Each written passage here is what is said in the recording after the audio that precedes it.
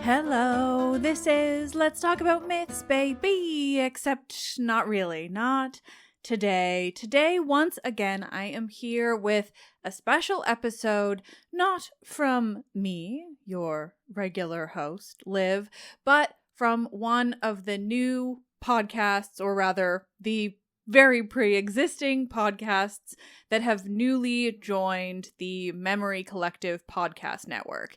Now, we are still in these really early stages of figuring out what everything in this collective and network are going to look like. It's very slow going because, it's all being done in what little free time any of us can scrounge up. But I'm so grateful to have so many amazing podcasters that I could immediately reach out to and say, hey, do you want to be part of this thing that I'm trying to build? So that part is coming along a little smoother than everything else. And so today I am here presenting an episode from the third podcast to join our little network, the Partial Historians. Now, the Partial Historians, you will know them from past episodes of my podcast, as well as bonus episodes that we've done for both of our Patreons. But specifically, these two ladies, Dr. Rad and Dr. G, have been at podcasting far longer than me. They're going on or past their 10-year anniversary, which is just so cool. I have been friends with these ladies since I started, I think, or at least very early on in my podcasting days. They're just so delightful, covering Rome in a way that is accessible and interesting and lacks all of the ragey dude bros who love to talk about Rome. And so, obviously, we love them. And this episode is, well, it features another past guest of the podcast who I also love. This is an episode they did last year with Victoria Austen about Augustus's Mausoleum.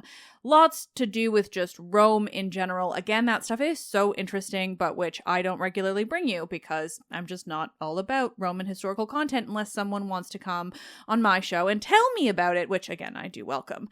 But thankfully, the Partial Historians are here to give you all of the really nitty-gritty Roman history, not least because they are both professors of exactly that, but also they're just fun. And Victoria Austen is another incredible scholar in this field, but also friend of mine. We once sang karaoke to Disney's Hercules, and it was truly delightful.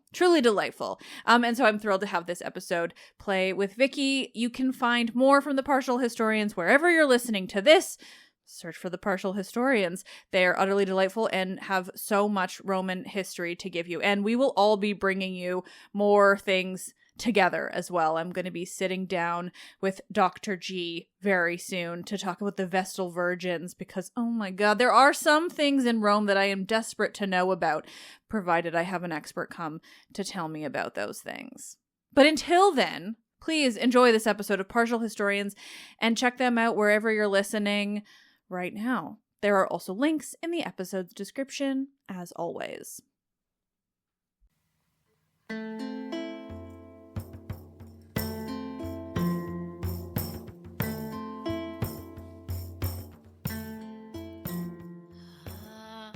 Welcome to the Partial Historians. We explore all the details of ancient Rome. Everything from political scandals to love affairs, the battles waged, and when citizens turn against each other.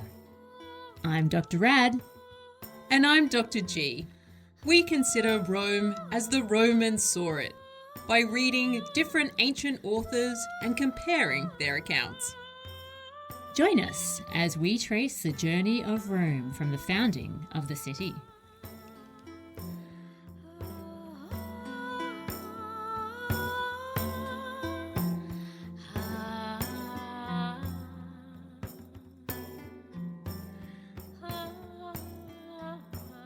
Hello and welcome to a very special episode of The Partial Historians. Dr. Rad and myself, Dr. G, are thrilled to welcome back Dr. Victoria Austen to the show. And you might remember her fantastic conversation with us a little while back now about Augustus and temporal space and representation. And today we're going to be looking at Augustus's mausoleum. So, a quick bio. Dr. Victoria Austen holds an MA and a PhD from King's College London. She has lectured in the classics at the University of Winnipeg and is currently the Robert A. Oden Jr. Postdoctoral Fellow for Innovation in the Humanities and Classics at Carleton College, Minnesota. Her research interests span the Latin literature of the late Republic and early Empire, ancient Roman gardens and landscapes, race and ethnicity in the ancient world, the reception of classical myth, and the integration of digital humanities into the classroom. Austen's monograph, analysing the boundaries of the Roman garden, reframing the hortus, was released in 2023 as part of the Bloomsbury Ancient Environment series.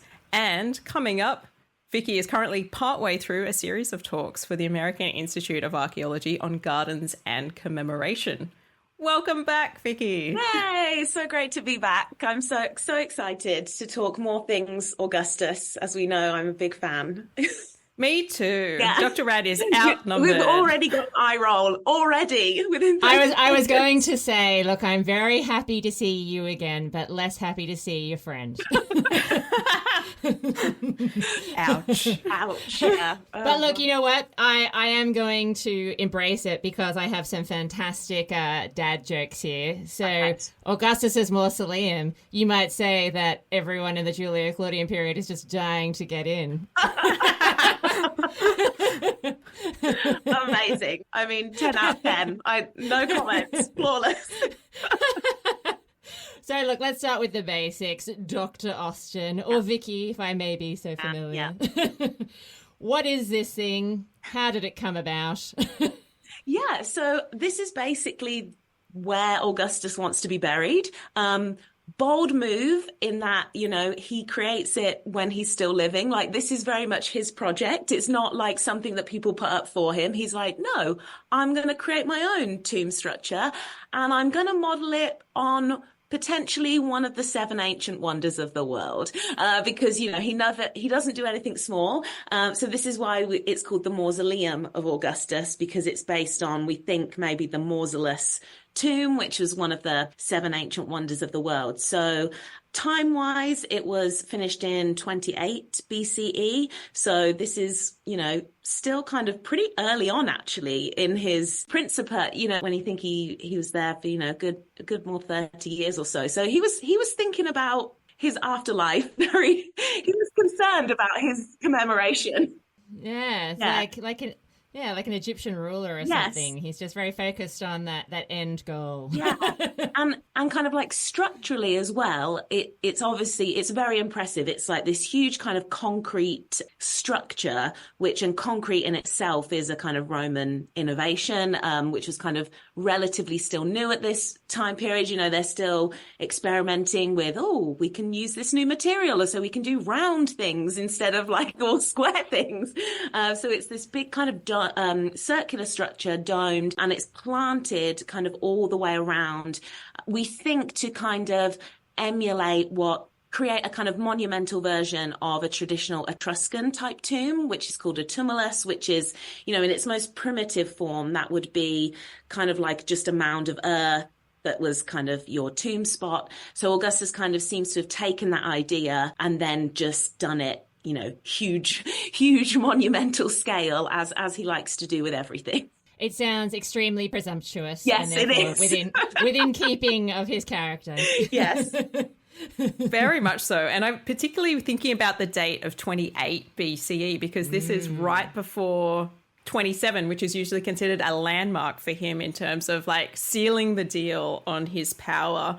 And he's already out there being like, oh no, guys, I am a big deal. Yeah. I know it. You guys know it. I've killed everybody who hates me by now. And I think particularly because there's this idea of it's such a big structure that clearly he was thinking of it in terms of it wasn't just going to be for him, it was going to be for other family members. So it's like, it's going to be like a dynastic kind of monument in itself. And I think, like you said, the fact that he's creating that so early in his Principate kind of speaks to, oh, he may have been doing all of his, I'm just restoring the Republic shtick, but on the side, he's like, no, actually, I'm going to create this huge monument to me, my family, all my heirs. So like that idea of like the family dynastic structure, I think it's very telling that he's already creating a very obvious building and structure like super early. Really, like, although to be fair, he wasn't a well man, was he? No, So and I think that's part of it. He had so much anxiety over death, and then all of his heirs keep dying, as we know, along the way. It came in handy. It He didn't go to chooses waste. someone, they die. So I think it also the early day also represents a bit of that anxiety over I've got to start thinking about my death and what happens when I die, like pretty early on. Really. Yeah, definitely. Yeah, look, that's tough, isn't it? That anxiety and also that monumentalism. What a fascinating character. Yes. I don't understand, Dr. Rad, why you're not so interested. I am intrigued, but it's more the fact that I'm like, why can't people just see through him? I think I said this last time. Like, I love him to study. That doesn't mean I think he's a great person. No, I know. Like, I also see through him. So that's fine. No, I think it's more Dr. G I'm talking to here. She genuinely likes him. I think it's just because in the portraiture he comes across as being relatively good looking, so I'm willing to forgive him from things. So, but that's just me being really basic. Yeah, but fine. Thinking about the mausoleum and its location, like to what extent is it sort of part of his broader sort of sense of building sort of like a topographical thing for himself, an Augustan sort of way of thinking about Rome? Yeah, and so I think I was actually talking about this very topic with my students actually last week because we were doing the Augustan period in Roman art and archaeology, and I was saying that one of his innovations really is late Republican building projects like kind of Pompey's theatre complex, Julius Caesar had his forum. It's this idea that you're kind of entering a bit of a zone that is. It's like the Pompey zone or the Julius Caesar zone, and we're kind of entering those spaces and it's framed by that individual power. But what Augustus does is he's like, all of Rome is now my zone. Like, it's not just a small part. It's like, I'm doing this everywhere. So again, like in terms of scale, that's what's kind of innovative. And the mausoleum is part of the Campus Martius, which is one of his kind of three main areas in the city that he really focuses on for his redevelopment. So we have the mausoleum, but we also have the Areopagus, which I spoke a lot about on the last time I was with you. And then there's also this monumental sundial as well, the Horologium. And they're all very close together in this Campus Martius area. And I think, again, it speaks to this kind of projection of a new type of power because, you have your mausoleum, which is thinking about kind of commemoration long term, but at a family kind of dynastic level. You've got the altar of peace, the Areopagus eventually, which is, commemorating I've brought peace to Rome for the first time. And then with the sundial, I think that's particularly interesting because I think it's also symbolic that he is kind of not just in charge of space, but also he's controlling time as well. So these three monuments kind of are all working together, kind of past, present, future. There's like this temporal element. And I think, so you can't just think of the mausoleum, as a static kind of isolated entity in itself. I think a lot of its meaning also comes from the fact that it's connected to these other very important Augustan monuments. And you have to imagine if you're Roman, you're walking through the Campus Martius, like you're going to be able to see all three of these things within a very short walk. You'll be able to see them from each other. Like they're very, very close together. And this association with the Campus Martius in particular, this idea that there is a whole Augustan precinct and there is a really long history of how the Campus Martius is used. Yeah. And now it's being sort of it's evolving under Augustus's sort of building regime as well. Yeah, absolutely. And I think what I think is fascinating and also just kind of very telling about the building project in the Campus Martius is it's very representative of so many things that Augustus does, in that he's kind of seen kind of political figures kind of use art and architecture and space and these building projects to project their own individual power, but they never had the opportunity to kind of extend that en masse scale. And so now he's in this position where he can start to do this in a way. He kind of takes all of these seeds that have been done at an individual level, and he's just putting it all together, doing it to a huge, huge scale, and just really hammering it home. Like everywhere you go, there's this sense of Augustus kind of framing your experience of the city. Like you have to imagine that there's not many places like right in the core where you're not far from an Augustan building project. Because if you're not in the Campus Martius, you might be near the Palatine Hill, that's where his house is, or you're in the Forum and he redeveloped the Forum. So there's like everywhere you go, there's this kind of just presence of him and kind of framing your experience of the whole city, I think, which is very, very innovative, I think, of him. It sounds like my waking nightmare. You're surrounded on all sides. You can't escape. But I do appreciate that long before Doc Brown and Marty McFly, Augustus was thinking about the space-time continuum and how to disrupt it. Yes, he really was. And I think there's a famous theory, I suppose, about these kind of three monuments all kind of like working together in the Campus Martius. It has been suggested that the shadow of the sundial would go directly through the entrance of the Areopagus on Augustus's birthday. So it's like, It's basically, I have conquered time. Like, like I am in charge. And I think, Julius Caesar, his uncle, had redone the calendar. And so the sundial was now with the Julian calendar in mind. And so it's just this, it's the way that space and time, and with the mausoleum, there's then this idea of like an afterlife. Like, even though I'm not there, you're going to still be thinking about me. And it's the same with the Areopagus. It was set up with this annual sacrifice in mind. And that's going to keep going on even when Augustus dies. So there's this, again, it's like a kind of cyclical, eternal presence, I think, that he's trying to establish there. I'll give it to him. He certainly does pay attention to detail. And it suddenly hit me that Dr. G, being an absolute Virgo, this must be what appeals to her. Oh my God, me too. This is honestly, this is the connection. I'm a Virgo. Yes. It is all beginning to make sense. It's all very clear. He's just so organised. He's thought of everything. He really has. I get it now, and I will stop giving you crap about it. Yeah. We can't help it. It's in the stars. Yeah, absolutely. Yeah. Now, look, this is probably my favourite part of Augustus's mausoleum to talk about because, I'm sorry, there's no other way to say it, but he's such a dick in that it's very much about who's allowed in, who's not. It's my club. I'm going to control it. Are you on the VIP list or are you not? So who gets buried in this thing in the end and who gets left out because they've done something to upset him? Yeah. Oh, that's a really good question. I'm trying to think exactly who is in there. I know the last person that is in there is Nerva, actually. But in terms of like the Julio Claudians, I don't know who is. We know that famously Julia obviously does not. I bet she doesn't get in there. No, she does not. So for those of you who haven't listened to our millions of discussions about Augustus, Julia is his one and only actual child. You'd think she'd be a shoo-in, but no.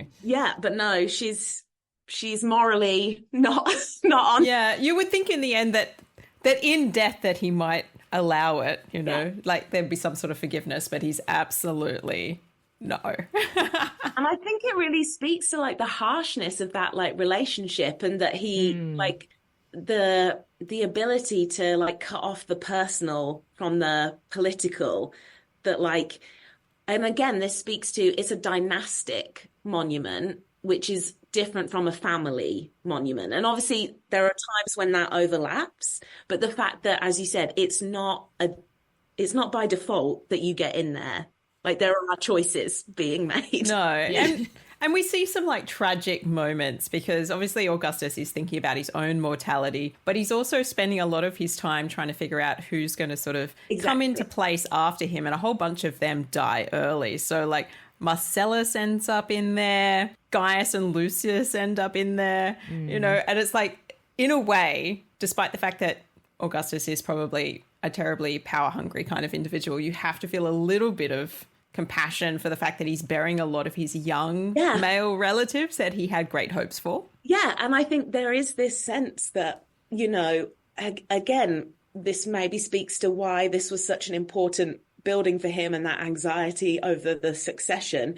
You know, his entire project, it was only ever going to reach its complete fruition if there was some kind of succession, because there, you know, if that had not been secured, then there's nothing to say that you couldn't have just like gone back to a republic system. Like, you know, it's not until that moment that Tiberius actually comes in and he becomes like the next emperor that it's like, oh, we can actually say now that we're doing something different here than just like a one-man thing. So I think it's kind of possibly underestimated the amount of anxiety around that, and just he keeps picking these people and then it's like a curse and then they die and then literally he's like, I choose you and now you're dead.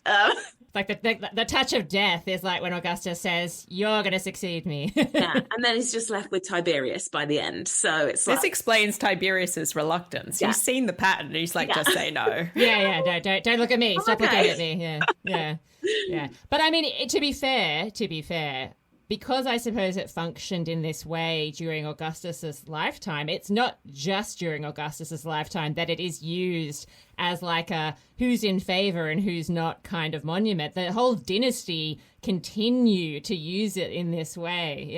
Yeah. And so again, it's like that idea of so much. It's when we're thinking about commemoration, and I think this idea of like memory and who is allowed to be part of that memory, like so many, that is a political choice that is being made along the way. And I think that's why I'm kind of fascinated with this temporal aspect and the playing of time, because, you know, commemoration in general, it's something you're doing in the present, but it obviously engages with the past because it's about kind of ancestors, but it also Augustus is kind of looking to the future when he creates it, because it's this idea of, and he kind of ironically ends up burying there, like who would have been the future. And then the future is kind of like changing in real time. And so I think there's this really interesting dynamic there with time.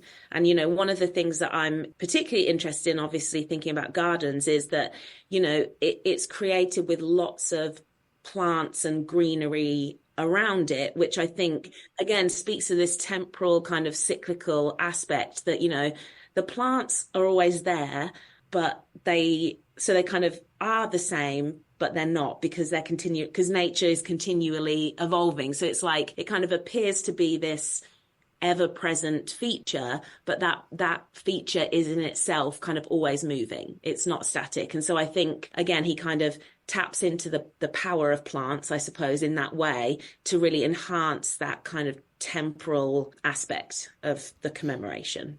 Yeah, and it is kind of interesting to think that a lot of the people that end up getting buried in there are younger members of the dynasty, which I think kind of speaks to the fact that if you grow up to be an adult, if you live long enough, you're going to tick somebody off and someone's going to want to kick you out. All the young ones, it's just they didn't have enough time to do anything. No, they were like, well, you were 5, so we didn't hate you yet. Yeah. Except for Agrippa Posthumus. Yes. Like, you know, there's always the exception. he's okay. He doesn't annoy anyone. No. But getting back to this aspect of plants, so when we think about the Roman architectural landscape, it tends to be the case that people talk about the buildings a lot, and sometimes trees get mentioned. So in people's like sort of imagination of that space of Rome, it's kind of like marble structures, clean streets, you know, it's all happening. There's carts and everything everywhere. And there's not necessarily a lot of room or space to think about how nature is incorporated into some of that. But with Augustus's mausoleum, there is a deliberate incorporation of nature into parts of the structure. And I'm wondering if you could speak a little bit to that. Yeah, and I think the mausoleum is like a microcosm of what is going on in the Campus Martius in general, in that there's this idea of, rather than how our modern eyes might see it, as you said, it's like a series of individual monuments, and the monuments bit comes first, and that's the kind of thing that you focus on. And then maybe ideas of plantings and stuff are more peripheral, or you're like, oh, sure, they planted some trees. But I think we need to kind of invert that idea and think of the Campus Martius itself is this huge kind of landscaped green kind of park, almost like a kind of sacred, grovey, sacral idyllic type landscape. And within that are dotted a series of monuments. So I feel like actually we need to think of it as the monuments are kind of part of this broader kind of sacred-esque type landscape, as opposed to there are these monuments and then there happens to be a few plantings around it. And I think that's really crucial to kind of understanding the experience of the Campus Martius in general, because, Augustus wants people to experience these sites and be there. And so you're giving this kind of broad open green space to a population who, if you're living in the city of Rome, you don't have your own garden. I mean, I think the view of Roman gardens is like from Pompeii, where you've got these individual houses and they each have their own little nice courtyard garden. If you're living in Rome, you're in a stuffy apartment complex sharing one room with, 10,000, 10 other people, and you don't have access to nature in that way. And so these kind of more quote unquote public areas become really important. And I think Augustus really understood the importance of like putting greenery and kind of open space as part of that, because it creates this distance, I suppose, from their very urban, maybe small scale reality. And then suddenly you can go to this wide open space that you're very much aware, I presume, that Augustus has kind of, it's public, but, he's allowing us to be here, in that he's opened it up in this way. But it's just dotted by all of these reminders of Augustus being there. So I think the plantings are actually, we shouldn't think of them as being, marginal. I think actually that's kind of like, that's the main thing. And then the monuments are within that. Interesting. All right, I will hold on to these thoughts, because you're giving me food for thought. And now, and I'm thinking about the kind of potential for a natural fallacy to emerge, that somehow Augustan power is immersed and is part of and is coming from nature. Yeah. But I won't go too far down that path. That is an unformed thought. No, I completely agree, because like so much of his imagery, and like we spoke about this on the previous episode, so much of his imagery and kind of this connection to the gods, he created through the use of symbolic plants. Like plants as symbols were so central to his kind of image making in that way. And in fact, on the mausoleum, we don't have much of the kind of decoration that would have gone on the exterior. It wasn't just like plain concrete. There would have been kind of marble decoration. And we know that either side of the entranceway, there were kind of carved marble panels that featured laurel. And like, this is very probably symbolic of the fact that he has two laurel trees either side of the entrance to his house, which itself is meant to mimic the use of laurel trees outside of religious buildings. And, the laurel is associated with Apollo. Augustus sees himself as Apollo. Even on coins, there's just these two laurel trees, and it's like, that's an Augustan coin. Like, that's a symbol for him. And so I think the fact that it's like consciously on his mausoleum, like flanking the entrance, again, it kind of speaks to this idea that he's kind of harnessing these planty symbols, and it's not by accident. There's like these repeated patterns. And so, yeah, with these two laurel trees, it's like, they're at my mausoleum, they're at my house, they're on coins, I wear them in my triumphal crowns. It's like, this is my plant. It's effing everywhere. Yeah, branded. Well, I mean, this is not quite the same thing, but there is also that idea that comes through Augustus that urban city life is not what made Rome great. It's nature, it's the rural existence, it's being connected to the land and agricultural practice and that sort of thing as well, which is not quite the same thing. But I think it's part of it because, I mean, the fact that he's doing this in the Campus Martius, which in itself is like representative of this kind of like, it's like original kind of public type land. And there's a lot of kind of literary, I say a lot, there's pieces of literary evidence from this kind of late Republican into the Augustan period where one of the kind of moral tropes that kind of comes up is there's a lot of anxiety about the loss of kind of sacred landscapes in the context of the Civil War. And so I think he plays, you know, it's a smart move. He's creating a new sacred landscape with the Campus Martius, and he's like, I am at the center of it. So like, it's like, and again, that's, you know, about as close to declaring yourself a god as you can get without actually. Look, I think I'm also sensing one of the reasons why I've perhaps instinctively disliked Augustus, and that's the Australian in me is very uncomfortable with someone who's so openly being like, yeah, I am at the center of everything. I am the shit.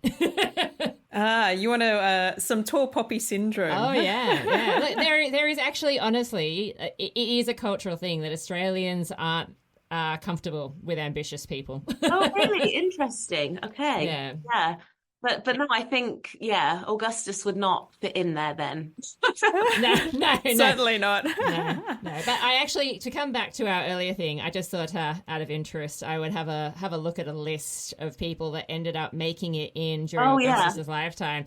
So obviously we know Marcellus. Yep. His intended heir, Nero Uno, who unfortunately died very, very young and unexpectedly, the son of his sister Octavia. Octavia, of course, ends up in there. Octavia is in there. Yeah, so it's not just limited to men as well, which is quite interesting. Like he does allow some women in there. Yeah, well, I mean, I get Octavia because after all, she's like the opposite of Julia the Elder, his daughter, and that she's very dutiful, does what is asked of her, you know, does her bit for the succession. Yeah. You know? Agrippa, who is not a blood relative, of course. No, but they're like brothers in their hearts. They are. I mean, look, if anyone deserves to go in there, it's Agrippa, yeah. Yeah. I don't think Augustus would have been Augustus without Agrippa, but it's good that he acknowledged that. I will say that much. And then, of course, my man, Tiberius, after Augustus's death, obviously. Yeah. Ends up in there, but so do people like Germanicus, who we might expect as well. Antonia Minor, mother of Claudius. Britannicus.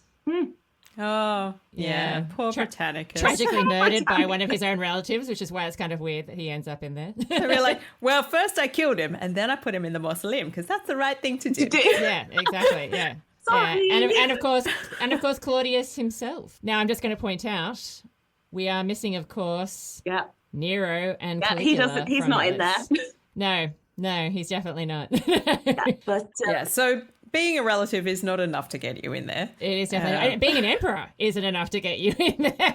And again, this is the point about a dynastic monument. We think of it because I think we're so maybe skewed by our idea of like modern monarchy, which is very kind of like family oriented, and this idea that then it's the family and the dynastic part, they're not one and the same. And obviously with the Julio-Claudians, there's a lot of overlap, but you know, there's no father-son succession in the Julio-Claudians. That's true. It's like, who's alive and who do we not want to murder? Oh, you'll be the next one.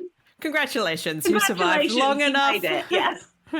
It would be fascinating if the modern British monarchy was run along the same lines. Who's alive and who do we not want to murder? Who do we pick? Yeah. Oh, that would open up the field. Goodness me. That really would, yeah. So thinking about the mausoleum, not just in the Augustan period, but it does have a huge legacy over time. Like there's obviously part of the structure still remains to this day. And it's not like people after ancient Rome were like, you know what, never going in there, don't know what that's about. It was definitely, it had many afterlives, if you like. Yeah. And I'm wondering if you can take us through some of the ones that have really appealed to you when you've been thinking about this structure. I mean, I think this is what I found so fascinating. And this really started as a very small, I was like, well, what did kind of happen after the Augustan period? And it has opened up this whole new world of research to me. And now I'm looking up popes and who's in charge of Rome in the pre-modern period and all of this. But it's fascinating. It's not like a linear kind of journey. It kind of comes and goes in these cycles in a really, really fascinating way. So as I think I just said, like the last burial that we can kind of officially associate with it is Nerva in 96 CE. And then it kind of, we have very, very fragmentary and limited evidence from that kind of peak use period as a burial plot. And then it really kind of like drops off. And we don't have like a ton of information. It pops up in the 10th century. It's called the Mons Augusta by Gregorius, I think it is. He refers to the site as this like Mons Augusta. And then in the 12th century, we have this really interesting reference in the Mirabilia Urbis Romae, which is essentially like a guidebook to the ancient city. And it's referred to as the Augustum, but it also includes this really interesting legend, which is actually not found in the ancient sources, but it's described in the Mirabilia, and it says that the mound itself is special, and people still like kind of go to it and worship it, and it's still a special site because he talks about, the author of the Mirabilia, of that Augustus bought mounds of earth from all different parts of the empire and put it as part of the plantings of the tomb. Wow. Oh, that's very cool. So fascinating. And like, I wish we had any kind of narrative, any hint of this in the ancient sources. But I mean, they obviously got this idea from somewhere in the Mirabilia, because it's discussed as something, it's like, this is the well-known site that you're going to go visit. And, you know, it's said that Augustus bought these mounds of earth from all over. And like, that is such an imperial statement. Again, this like control of space and time. He's like, I'm literally bringing the earth from all of the places and putting it on my tomb. I was going to say, it sounds so on brand. I know, it's so on brand. And so which I think is also just really interesting that in the Mirabilia, it's like the earthy part is seen as the most kind of famous part of the commemoration. It's not the structure. He like talks about the earth as being like this central thing that they're going to look at, which again, when I think about these kind of the temporal aspect of plantings is, and why people use them in commemoration, again, it's like, it's always there, but it's changed over time. So yeah, that's a really fascinating little reference in the 12th century. And then we basically have like nothing, and we don't really know what happened to it. This is a contentious time in pre-modern Rome. You know, the city in itself goes through various phases of kind of decline, and then people try and, you know, put more effort into it and all this kind of stuff. And, you know, there's lots of anxiety kind of from the 12th to the 14th centuries about, oh, Rome, it was so great, and now we've let it go to ruin. And you can kind of think about the mausoleum in that way. What we do then know is that then in the 16th century, when, you know, the popes, they've been away in France and then they've come back to Rome, and they start to like really rejuvenate the city. And so as part of that kind of regeneration in the 16th century, the site in itself gets bought by an elite gentleman called Monsieur Soderini. He's part of this Florentine family, and they're like, we want to invest in Rome, and so we're going to buy us some ancient sites, and we're going to make our mark in Rome. And the Soderini family, they buy the mausoleum, and this is the kind of thing that I've been looking at the most, is that Soderini turns it into his own sculpture gallery / garden. So he kind of uncovers it, and there's this amazing letter. I'm going to bring it up so I can read it to you, from 1549. And there's an Italian, Giovanni Battista Bassini, and he writes to his friend, and he says, I am writing this letter to you in the middle of the tomb of Augustus, which my Monsignor Soderini has undertaken to redo, and he has transformed it into a rather lovely garden with some rooms there for eating, and this is his pastime. This place, called the Mausoleum, is now a vegetable garden, and there are some fine salad leaves here. So he's using the language of like a vegetable garden and leaves, but he's talking about the sculptures. So he's like, again, super interesting for me in terms of the language, because he's playing on that dynamic, which Augustus did as well, of like, we're being all rustic and old school, and we're tapping into old school nature. And he's describing these very like aesthetic kind of sculptures as like the rustic salad leaves that they eat, which I think. And so in terms of like commemoration, for me, this is really interesting as well, because by turning it, he has his like private collection of ancient sculptures, and then they're being displayed inside the tomb. So it's like, it becomes like a site of commemoration to the ancient world in general, but also still to Augustus, because they still refer to it as the Mausoleum of Augustus. But then it's also now starting to commemorate Soderini's own identity as well, as like this elite kind of culture, like, I can collect all of these ancient sculptures. And again, it's a private collection, but then he opens it up to the public, and it becomes this site. It then, again, it gets featured in a load of guidebooks from like the 16th to the 18th century, as like, this is a place to go. Like, you got to go to the mausoleum, you got to see the sculptures. And yeah, so I just think that's really fascinating that he like kind of took the outside plantings from the Augustan period. He's kind of turned the concept inside out to some extent. Now the garden's inside, and it's got all of his quote unquote salad leaves for us to look at. Well, look, I'm going to thank you, because you've just given me a great idea for Dr. G's next birthday. So I'm going to start saving so that I can buy the mausoleum and turn it into a little place for her, you know, a little home away from home.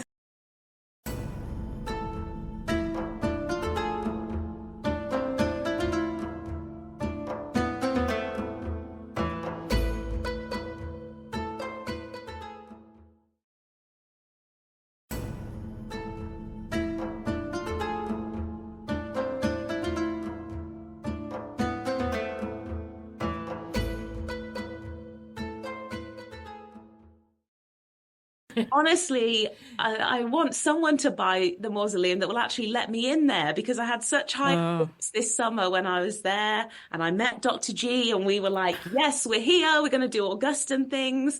And then once again, the mausoleum was closed. It's closed to the public because they are doing even more renovation work. I was going to say there was a moment a few years ago pre-COVID where it had reopened. And I was like, oh, I'm so excited, Finally. because I was just about to go, and then I had to cancel the trip because of COVID. Thank you very much. And then by the time I could get back, it was closed again. I was like, oh, no. I was the same. I was like, this is my moment.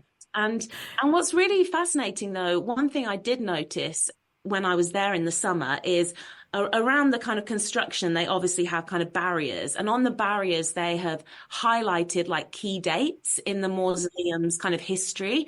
And they've got dates related to Augustus, obviously. They've got dates related to Mussolini, which we can come on to.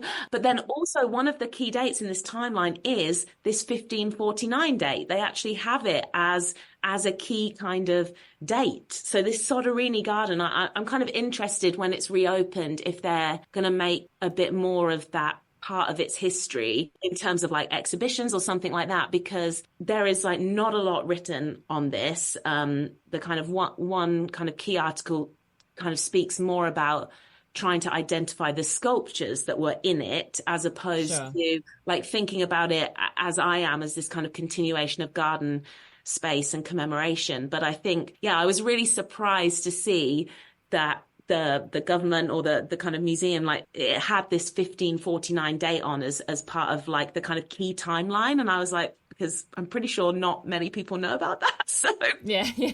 And I think it speaks to what is this broader legacy, because there is something about circular buildings. So it sounds like a segue. But there is something about the attraction of circular buildings or oval-shaped buildings, which, because they're quite rare in terms of the architecture, generally speaking, they tend to stand out and they tend to garner attention. But this also affects how they might be repurposed and how people think about their repurposing as well. And so there is something about the visual of having a circular gallery that you can kind of wind your way through and around, and that allows Soderini to do this moment where he's like, look, I'm a bit like Augustus here, and I've created this space which allows you to engage with time and all of this kind of stuff as well. And perhaps there are some replantings going on. Who knows? And again, we don't have any evidence for this particular, like the remnants of how Soderini had utilized it. There's no physical evidence of it because, as we can go on to, like, it goes through other phases of redevelopment and it gets buried and built on and attached to and all of this stuff. But we do have a lot of engravings from these guidebooks. They're very consistent in terms of the imagery. And so I think we do have a pretty good idea of what it maybe look like. And so, like, I'm looking at one on my screen now, and I can send you one for the website. It's this idea of, you've got this kind of walkway up to the front, and it's flanked by ancient statues, and then you kind of go in through the entranceway, and then the interior, it kind of looks like the sculptures were kind of round the edge, and then you've got like a planted series of kind of walkways and like box hedges in the interior. And as you said, you can imagine it's like you're guiding, different pathways, and you're maybe, leisurely strolling round. And I just think it's really, really fascinating. And just the kind of consistency of the engravings, I think, from this couple of centuries, I think we can get a fairly good idea of what it maybe looked like. But for some reason, from the 18th kind of century onwards, it goes into another period of decline, and we don't really get much going on then until kind of we get a period of like 100 years of kind of decline.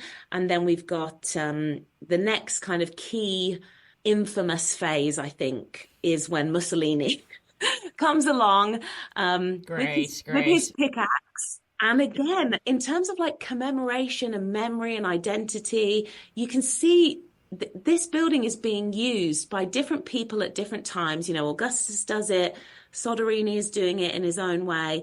And then you've got Mussolini coming in, and his whole shtick is that, it's gone into disrepair. Again, this idea of it being like buried and earth, and it's like undercover. And then Mussolini's thing was, he comes along and he's got his pickaxe and he's like, I am uncovering or revealing the ancient city. And it's like a make Rome great again kind of idea. He's like, we have let our history go into disrepair.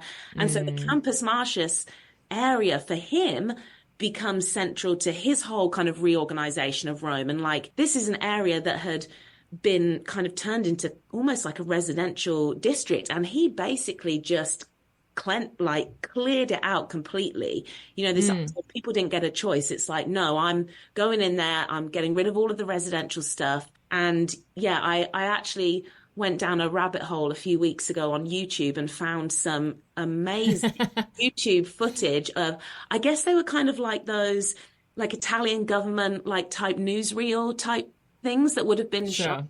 And it's like, here's Mussolini like going, and he's like walking up this what looks like this kind of mound of earth, and he's got his pickaxe, and it's like Mussolini is revealing the mausoleum of Augustus, and it's like caught on camera, and this is one of the things that he goes to, and it becomes part of his whole kind of memory and his use of the ancient city and recovering, quote unquote, the ancient city to regain this kind of power for himself, kind of again shows this idea of like the space-time continuum that is.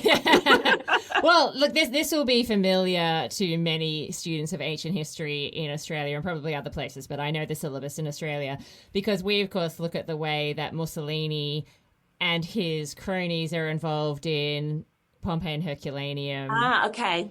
So, yeah, the idea that Mussolini obviously is connecting to ancient Rome as propaganda, basically, for his own regime will be familiar territory to them. Yeah. And I mean, I don't think it's not unsurprising that he also really wanted to uncover Augustan monuments. Like, Absolutely. he was like, yeah. he's my guy. Like, he's gonna be like, He's bigger than my language. yeah, he is, you know, he would probably have called him a fascist. It doesn't come as a surprise to me that like that is a particular area, and like he wanted to do it with the Areopagus as well. Like he actually he's the reason why we have it all nicely kind of reconstructed in the nice, beautifully air conditioned museum that it's in now. I mean, it's just kind of fascinating to me that these Augustan monuments are kind of they keep being reused, repurposed, and for different forms of memory and kind of like tapping into memory, I think. Yeah, and like it seems obviously objectionable that someone like Mussolini would be able to do this, but at least, as you say, there is some preservation and interest involved. Because I remember the only time I've ever been able to see it, it had fallen, as you say, into one of those states of disrepair. When I was there, which would have been in the early 2000s, it was covered in rubbish. I was told it was even unsafe to be in the area because it was used as kind of a temporary refuge for people who maybe didn't have anywhere else to go. And so, yeah, I mean, not that I'm saying Mussolini was a good thing or that fascism is a good thing. Let me be very clear on that. But there is some good ideas behind the idea of governments investing in heritage, yeah. And I think, and I'm kind of fascinated by the fact that I don't know whether it's because of the size or it's just kind of so unwieldy or people don't really know what to do with it. But you would think, as such a key Augustan monument, that it would not have maybe gone through these periods of decline. I know. And in itself, I feel like it's one of the least well-known Augustan monuments, probably because so few people have actually been able to like engage with it in any way. But it was like to him, it would have been so central. He'd have been very disappointed at the lack of the deterioration. But then, and not to mention that Hadrian's mausoleum on the other side sort of now has so precedent. You would see exactly. And so there's this idea that like why did it fall into disrepair? And this is kind of the frustrating thing about this kind of gap in the evidence that we have from, I guess, like from the imperial period up until when it kind of crops back up in the pre-modern period. I'm just kind of intrigued as to why was it allowed to get into that state? Yeah. But compared to like other buildings, that's what doesn't make sense to me. No. I mean, part of me wonders, one thing I do want to look into is that I think as well, possibly the area that it's in, the Campus Martius, obviously one of the things that good old Agrippa did was, you know, put in this drainage system which allowed them to build there in the first place.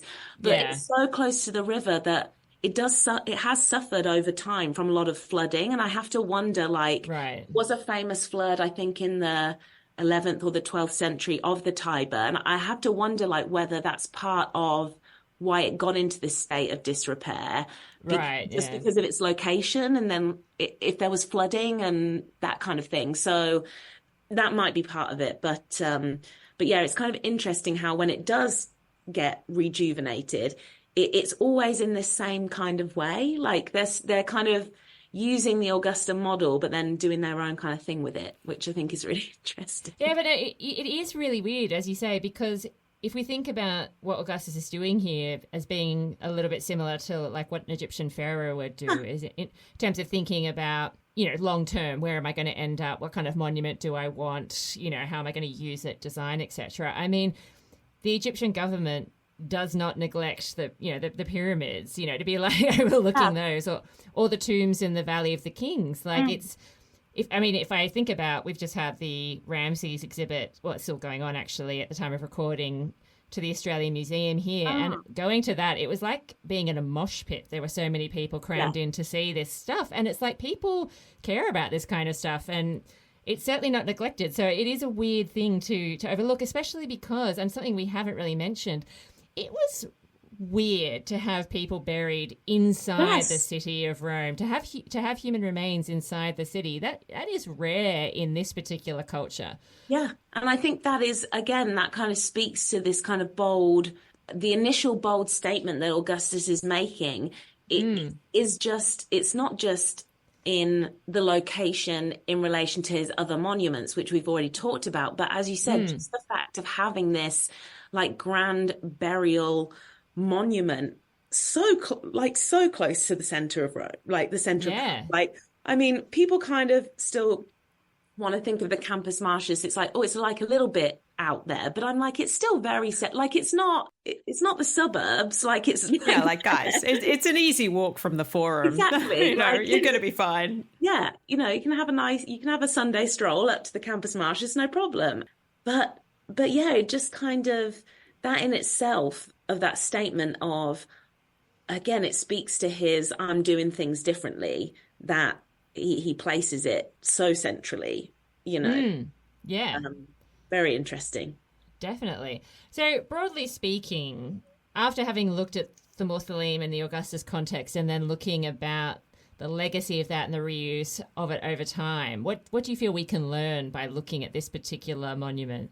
Yeah, I mean, I think for me, it's interesting on many levels, but I think currently the kind of things that I'm most interested in are this idea of the kind of reuse of ancient monuments in later periods, and how they in themselves can take on new ideological meanings, whether that be on a personal level like Soderini or a political level like Mussolini. So this idea of monuments in themselves, the kind of multivalence and the ever-changing nature of like how these monuments are received and what they mean. And I think this is like such an interesting, neat case study in how you've got this one thing and it's like so many different things all over. I mean, I haven't even said, like, it was also the site of a bullfighting ring at one point. I mean, that's like, yeah, look, how did we skip over that? Yeah, I mean, so that kind of like continual reuse and this kind of cyclical nature of like decline and regeneration of monuments and reuses, I think it is a really nice case study of that. And then also my focus on gardens and landscapes, again, it really speaks to me of this need to not think of the kind of monuments as like physically monumental structures and then kind of maybe plants or plantings or landscape as being this kind of marginal, kind of nice to have thing. I think we really underestimate the importance of the collaboration of those two things, and I think we tend to think of that relationship hierarchically, with monuments are like the thing, and then we've got some nice like gardens and stuff that we maybe look at. Whereas I think the more I'm looking at the ancient world and even kind of later receptions, the more I think that we shouldn't be thinking about these hierarchically and instead in conversation with one another. And again, I just think the mausoleum is a really fascinating example of that trend. And so I think it can teach us, quite a lot about those two broader ideas. Well, I think that's a very good point, because I think what we see increasingly in modern eras is a neglect of the natural world and the importance of that to ourselves, to our peril, basically. Yeah. I mean, you have to think about, when I lived in Winnipeg, a lot of people would always comment like the downtown, it had like no trees or like plantings, and like that conversation around like urban forestry and like that idea of we created these urban environments that were like so devoid of nature, and now everyone's recognizing the need that we actually need to put it back in. And I think actually the Romans were ahead of the game in that they were not afraid to kind of, just because it's an quote unquote urban area, that doesn't mean it's devoid of nature. And I think, again, we've kind of thought of these two things as, in our modern frameworks, we're thinking of these things very separately. But I think I'm kind of hopeful that with this idea of replanting and kind of urban forestry and putting plants back into more traditionally urban environments, I think is a move in a more positive direction, because I think we kind of lost that idea that we can have both at the same time. Yeah, well, I think that comes to that very popular idea of Rome being a city of marble. And it's like, no, that's just one part of it. And it's the same thing for us in Sydney. I mean, there are places like in Western Sydney and that sort of thing where we're recognising increasingly for mental health, to help with, heat waves and that sort of thing. It's really important to integrate nature into places where people are living. You can't just have brick and concrete. No, and I mean, thinking about like the heat in itself, I mean, like when you're just surrounded by concrete, it's like so much more oppressive than if there's absolutely. Like the minute you get into a bit of nature or by some trees. And so you got to think of like the climate of Rome, like this is part of the enjoyment of this area that Augustus created. And like, it wouldn't have been nice if it was literally just like, and like, you're not going to pave the entire Campus Martius in marble. I mean, but like parts of it were, but it just makes so much more sense to have this kind of collaboration of the natural and the ornamental. Yeah, I'm just picturing a lot of Romans like, running along in their sandals and slipping around when it rains. Oh, no, this is a disaster. Yeah. If only there was some grass around here, I'll tell you what. Exactly. So to wrap this conversation up and thinking about the way in which there is a tendency today, and maybe through time as well, the desire to restore structures to honour their original purpose, why they were first built. So Augustus's mausoleum has never been forgotten as being related and connected to Augustus through all of that time. And though people have reused it in various ways, such as the galleries and the bullfighting and things like that, there was that recognition that it did have this original purpose. It was related to Augustus. And now when we see the restoration work that's underway today with the structure, it is really about that Augustan period of its history and not so much about the things that came after it, or at least it doesn't seem to be that way. Although I'd be curious to see what it looks like if they ever let me in. So I'm interested in what are some of the implications you see in this sort of contemporary desire for restoration to original purpose? Well, I think there's such a fine line to be walked with that, particularly with the Mausoleum of Augustus. Again, it's kind of an interesting case study for that conversation, because we actually don't know what it really looked like in its original format. Like we have an idea, but because of all of the many layers of rebuilding and reuse, like it is actually impossible from the archaeological record to actually figure out what the structure would have been like. And so most of the time we're relying on the description from Strabo's geography, which talks about that there's this monumental structure and it's planted and all of this kind of stuff. And then there are these kind of, all of the reconstructions have been based on that, and also on its relationship potentially as a model for then Hadrian's mausoleum. So originally, like there's this idea of it being this kind of multi-tiered structure, and that's what people think of when they try and are trying to kind of recreate the original Augustan context. But we don't actually have, we can't definitively say based on the archaeology if it was a multi-tiered structure, because we've only got the base level of it. So I think it's a really interesting study in like projection of when we can't know the original, like what then are we trying to create? Like what I struggle with then, like, why do we need to actually know what it may have exactly looked like? I think there's often like this idea of like, we need to know what it actually looked like so we can reconstruct it or like show what it was. And you're getting that quote unquote original sense of the monument.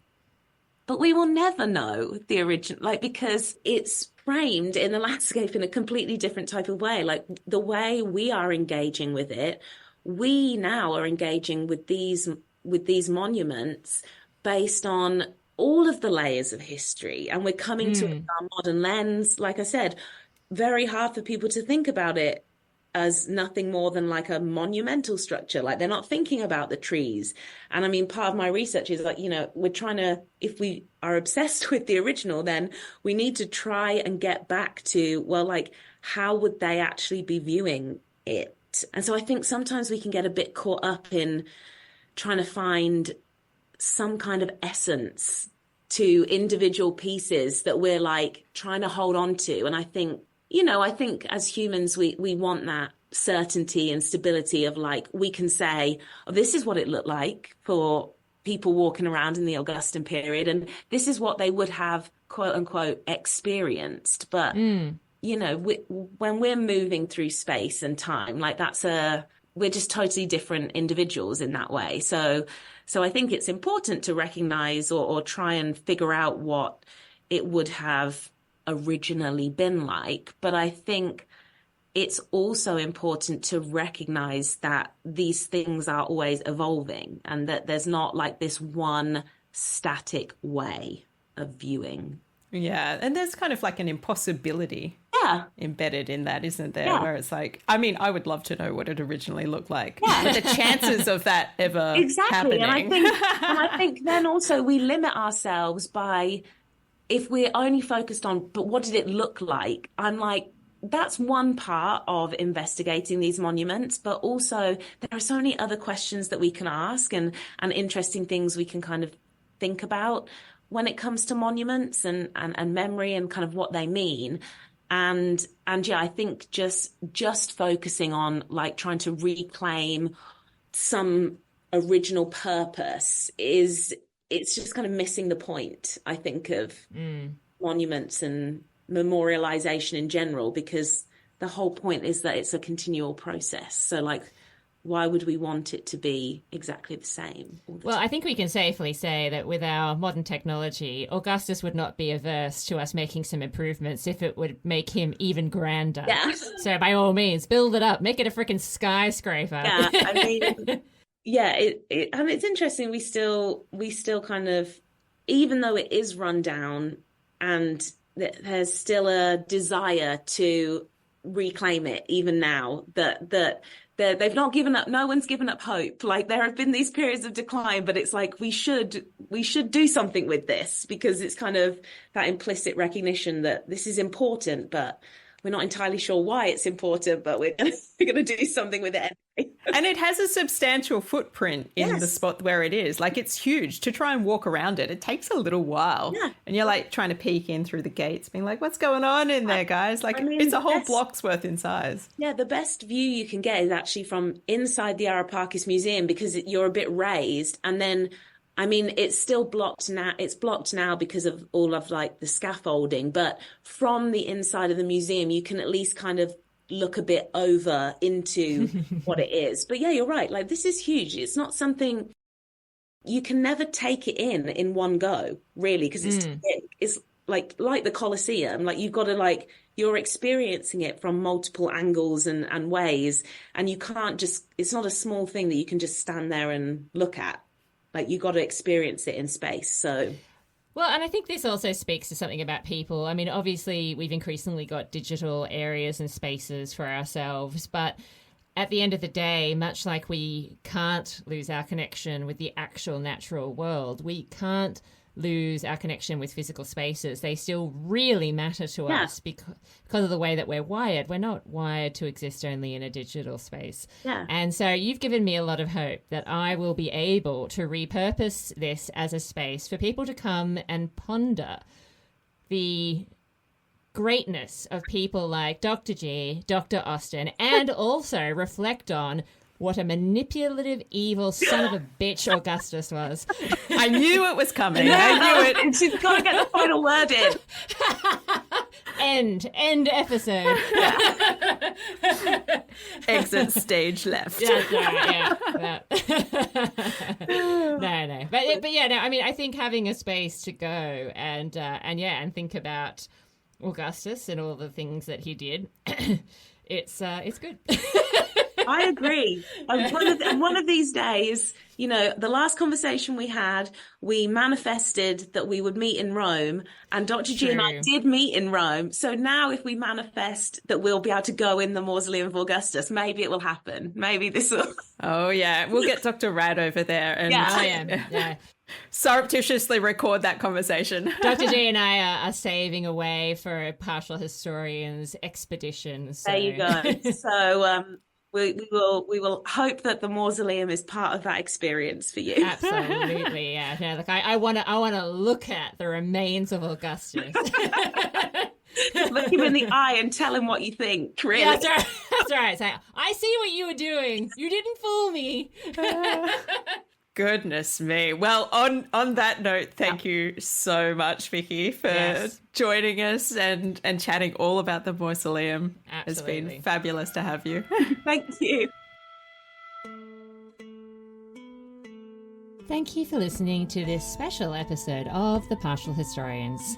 You can find our sources, sound credits, and an automated transcript in our show notes. Our music is by Bettina Joy de Guzman. You too can support our show and help us to produce more fascinating content about the ancient world by becoming a Patreon. In return, you receive exclusive early access to special episodes just like this. Today, we would like to say a special hello to Roman, Jesse, and Dylan, some of our recent Patreon members. Thank you very much, Lee, for your support. However, if you just got mugged out in the dangerous streets of ancient Rome, please just tell someone about the show or give us a 5-star review. That goes for our book as well.